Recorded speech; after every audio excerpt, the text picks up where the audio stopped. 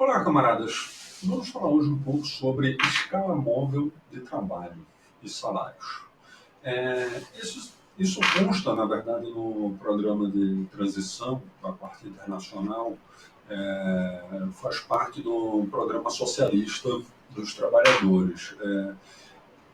Essa fórmula que está a consigna, essa palavra de ordem, ela terminou ficando um pouco confusa ao longo da história, em que hoje em dia é difícil as pessoas entenderem quando se fala disso. Ainda mais quando a gente está em tempos de uberização, das relações do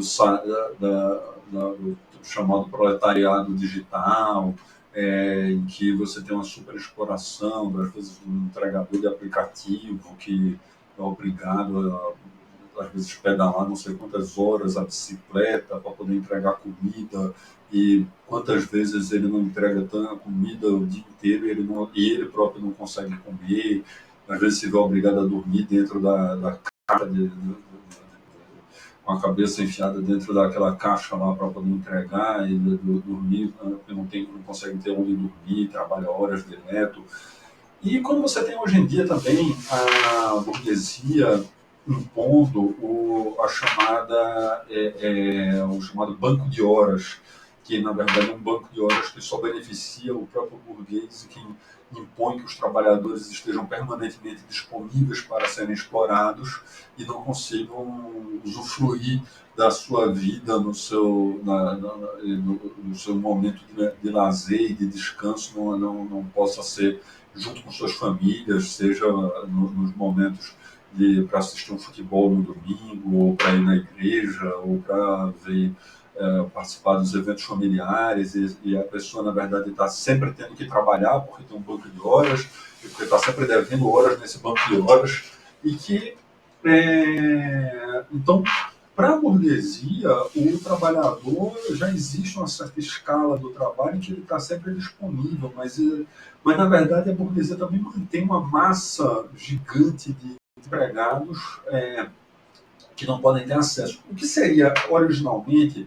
a escala móvel de trabalho seria o seguinte: você garantir um piso mínimo de acesso de salário para o conjunto da classe trabalhadora e que os sindicatos pudessem gerenciar a distribuição do trabalho pelo conjunto dos trabalhadores. Ou seja, tem menos, né, se a empresa precisa de menos horas, os trabalhadores, por meio de modo coletivo, por meio seja dos seus sindicatos, ou seja de outras formas de controle, os trabalhadores vão distribuir o trabalho disponível entre os trabalhadores e eles vão ter entre si uma solidariedade de modo que o rendimento do trabalho seja assegurado para todos, em cima, a partir de pelo menos de patamares mínimos, mas que se você consegue, a partir da variação de preço, aumentar o lucro, você conseguir melhor distribuir os rendimentos para os trabalhadores. A princípio, a grosso modo, seria mais ou menos essa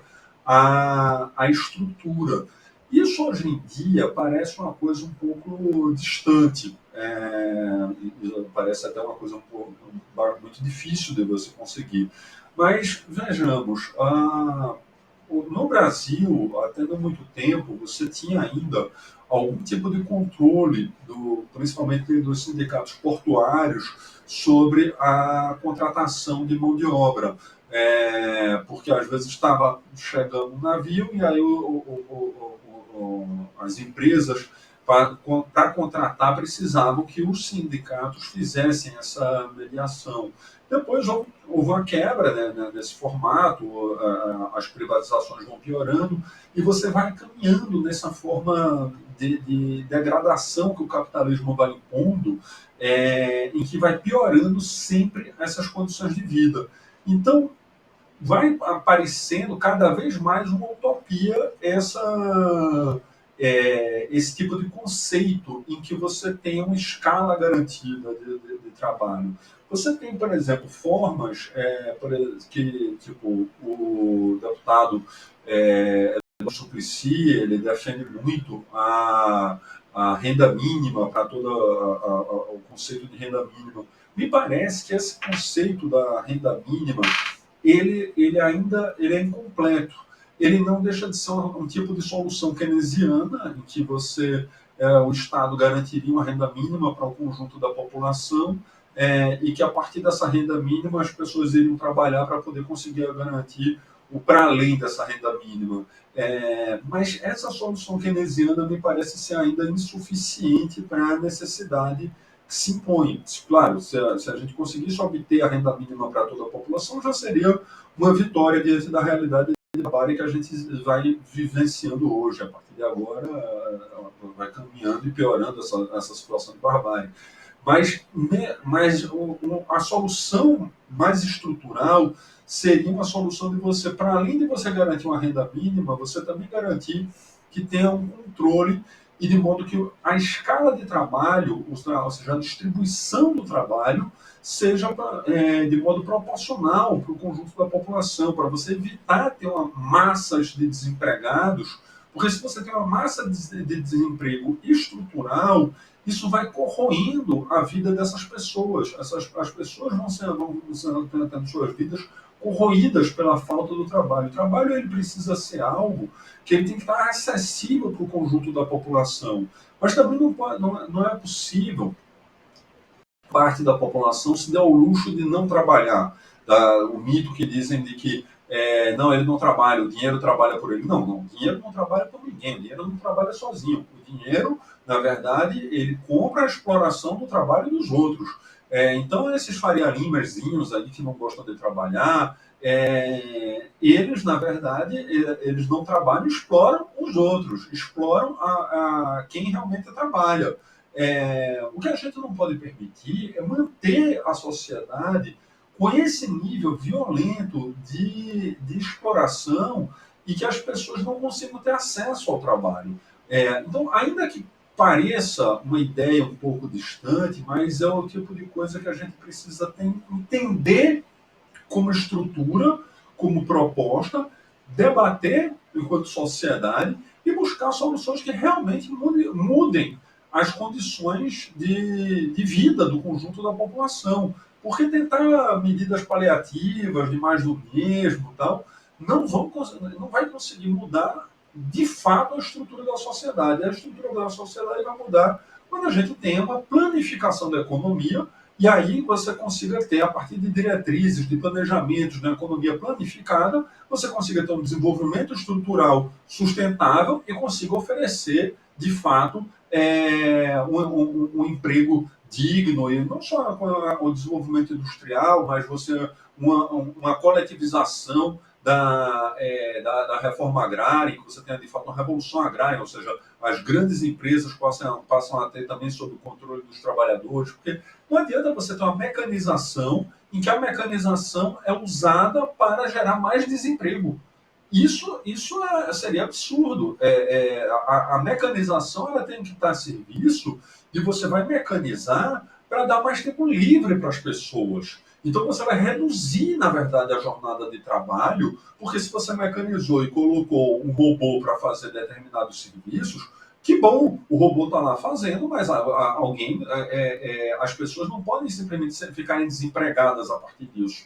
Você precisa de um planejamento econômico, de um planejamento, ou seja, por isso é uma estruturação de planificação da economia. Então, hoje, por meio da robotização, por meio dos avanços tecnológicos, a gente não precisa manter uma expectativa de aposentadoria quando a pessoa já está perto de morrer. Isso é absurdo. Na verdade, a pessoa precisa poder gozar de mais tempo livre, ter mais tempo, não precisa ter um trabalho tão exaustivo, não precisaria, isso não é racional. Ou seja, a gente está caminhando numa sociedade que vai contra a racionalidade, na verdade, e se você busca uma planificação econômica, um planejamento da sociedade, em que o trabalho e o emprego sejam racionalmente distribuídos, de modo a atender a dinâmica geral da sociedade, e não a irracionalidade do chamado mercado. O mercado ele não toma remédio calmante, o mercado não fica nervoso, o mercado não fica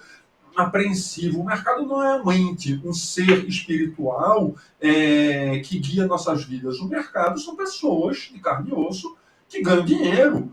com o suor e o sangue dos outros. Esse chamado mercado são burgueses, são empresários multimilionários que vivem nos seus iates, que vivem passeando de jet ski, enquanto as pessoas morrem de fome. Esse é o mercado. O mercado ele existe e ele tem interesses.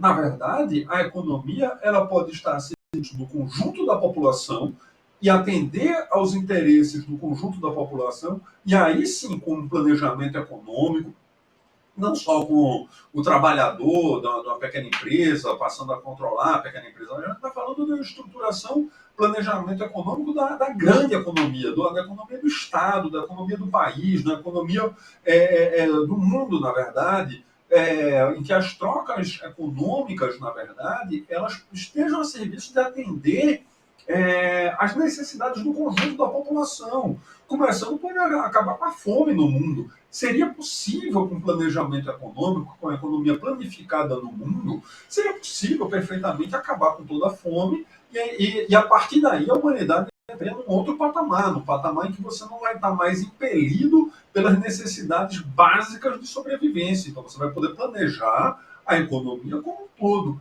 Isso é possível, isso segue sendo possível. Isso só seria possível, evidentemente, com o socialismo. Agora, para quando seria essa ruptura do socialismo, da revolução socialista e tal? Bom, isso é um desafio que está posto para a humanidade. A humanidade sofreu uma grande derrota com a restauração do capitalismo no leste europeu, a partir da derrota na União Soviética, que foi uma derrota histórica, provocada, inclusive, o próprio stalinismo teve um papel determinante nisso, ao não expandir o processo revolucionário, ao não buscar uma planificação econômica mais racional, de modo a romper com as burocracias criadas dentro do próprio stalinismo, mas a humanidade precisa, então, a necessidade histórica de retomar essa pauta e retomar essa necessidade.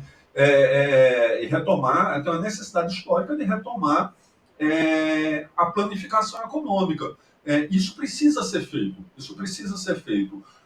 É difícil nos tempos atuais, como a gente está dizendo, é difícil, é verdade, é bem difícil. Mas é necessário que seja pelo menos debatido. É necessário por isso que a gente traz essa reflexão aqui, para que a gente possa começar a debater e pensar o que faríamos. Porque o socialismo também não pode ser somente uma abstração, uma coisa que a gente não sabe o que é. Não, a gente quer planejamento da economia, que as pessoas tenham direito ao que comer, as necessidades básicas sejam atendidas, e que o Estado possa gerir e planejar a vida das pessoas. E é isso que a gente precisa lutar no dia a dia.